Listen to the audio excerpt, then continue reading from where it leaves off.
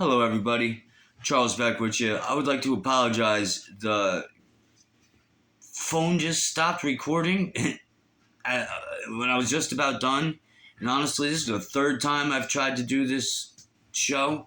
And for one reason or another, it's been hard. And I've already done it this far once and had the phone die on me. So we're just going to do a part two. We're going to start off from where I was talking, and we're going to continue just in a part two because I cannot go all the way back to the beginning again and do it. I'm very sorry that I had to do this in two different videos. I apologize. Let's go back to the beginning of sighting number 8. Me and my mother were hiking through habitat number 3. It's a real hard habitat. It is just surrounded with houses, but it is a really thick batch of woods. It's the thickest batch of woods that we deal with. Very thick cedar woods, right? And it's really hard to make it through, really hard to see through, super thick.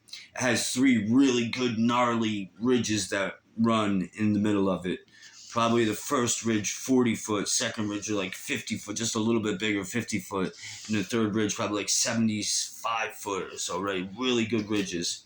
And off a little ways there's a house, and there's dogs just barking and barking and barking at this house, and we think they're barking because of us moving through the woods on this last ridge. We could like see the roof of the house. And where we're hiking on this last ridge, down in front of the ridge, there's a field. And in the middle of this field is like a tree island, right? Let's say maybe 100 foot long by 40 foot thick, right? And it's kind of like this oval shaped, and it's directly in the middle of this field. And I'm looking at this tree island, and I notice like 8 to 10 foot up a tree, you could see shoulder and head sticking out from it. I say to my mom, "Ma, look at that, look from behind the tree, there's Bigfoot." My mom looks and, oh my God, and I want to say 5 seconds goes by and we're looking at it, and next thing you know, a tree knock happens, very close enough it rattled my chest. I'm going to say 50 feet in the woods behind us. A tree knock happens. When that tree knock happens, we turn around. But as we're turning around, we're like, oh no, it got us. Because we knew, we're experienced enough at this point that we know that the tree knock behind us was to divert us from what we were looking at. And is what we should have done is ignored the tree knock behind us, continued looking at what we were looking at, get the binoculars out, get the camera out, right? But we did not. The knock happened, we turned back around, and both of us said at the same time, crap! Because both of us knew at the same time, it got us. It tree knocked to get us to turn around. We knew it. As soon as we did it, it got us. Like it always does. Not it, they, right? Like they always do. They always win. They always get us, right? They got us. So anyhow, we stand there for probably about 15 minutes with the binoculars, and I'm looking through my camcorder because it zooms pretty good, and nothing. It either zipped out of that woods. When we turned around, it did a little disappearing, hiding thing that they do, or it was just in the woods and we couldn't see it. Regardless, it was gone. But that is sighting number 8. Sighting number 9 is across the creek on the tree line again. Again, like the first sighting and like the third sighting, same thing. Across the creek, in the tree line. Let me see. Okay, it was black. I remember it was black. Yep. Across the creek, in the tree line. It was black, sticking out like a sore thumb. And this time I decided not to go for a camera, not to go for the binoculars.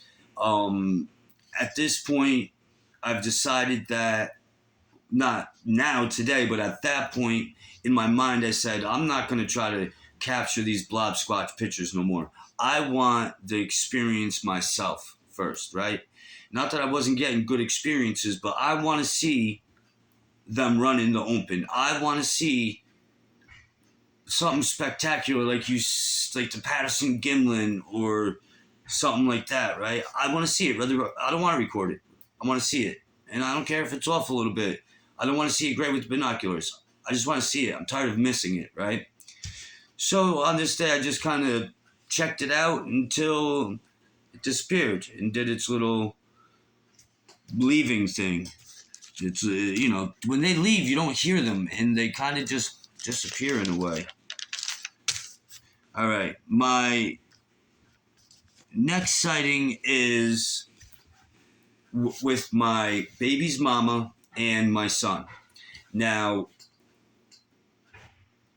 part of me finding habitat number 2 was that I take my son on a walk every day, and when we got to this one section where there's woods on each side of us really thick, he started freaking out. And this is the habitat. He started freaking out. He doesn't freak out no more. Once I realized after the day with the log jammed in the ground in the first 2 sightings, he never freaked out again. He wasn't there with me. For some reason, he never freaked out again.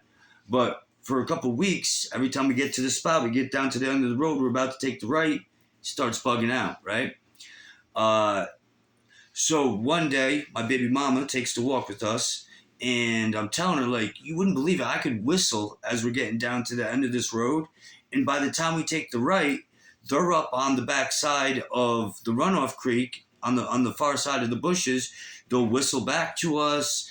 You'll hear them moving. Sometimes they'll break a stick, whatever, things that they do.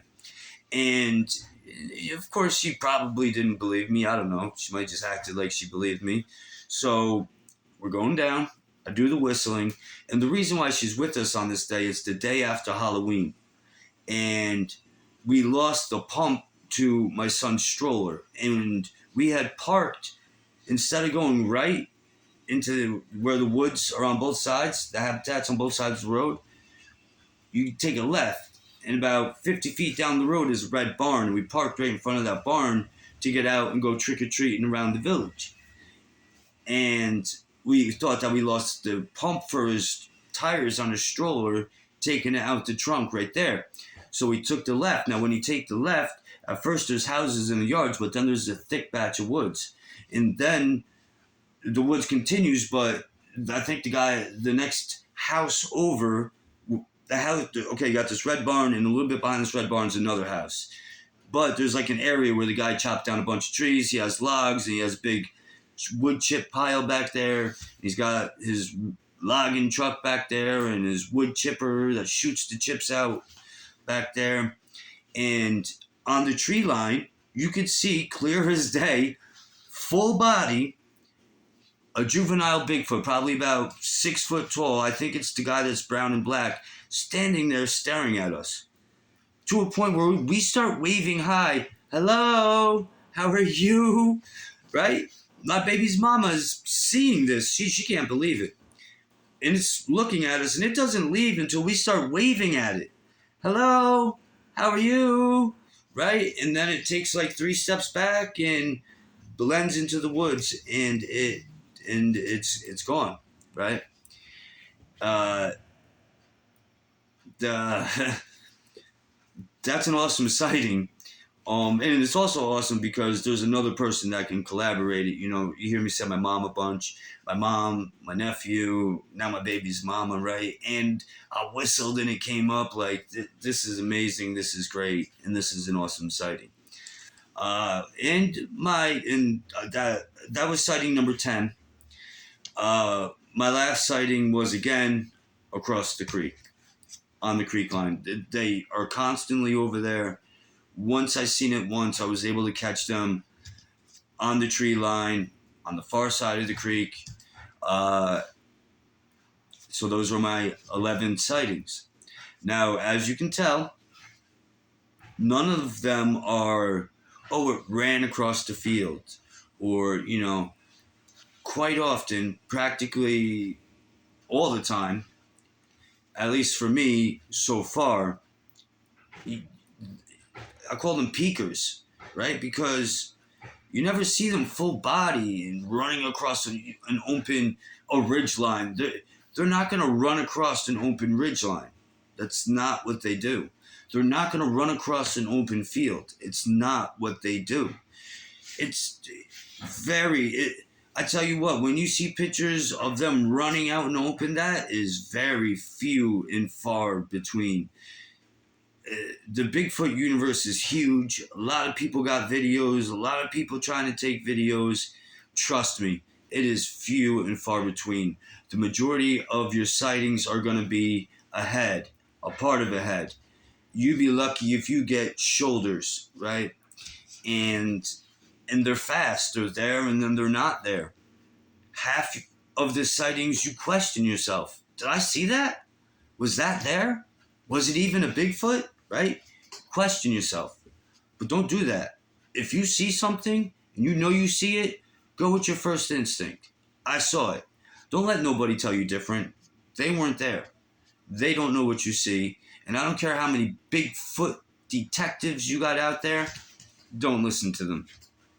Believe what you saw. Go with your first instinct. Because quite often, you're going to see a Sasquatch and you're going to question yourself. Because the sighting is going to be that fast. Just know what you saw. Right? Know what you saw. And if you don't know what you saw, then you ain't seen nothing. Right? If I don't know what I saw, if I can't tell you, I seen this, I know that I seen this, then I ain't seen nothing. I possibly seen something. Right? But if you know you seen something, hold to it. Don't let nobody tell you no different. Right? These are my sightings.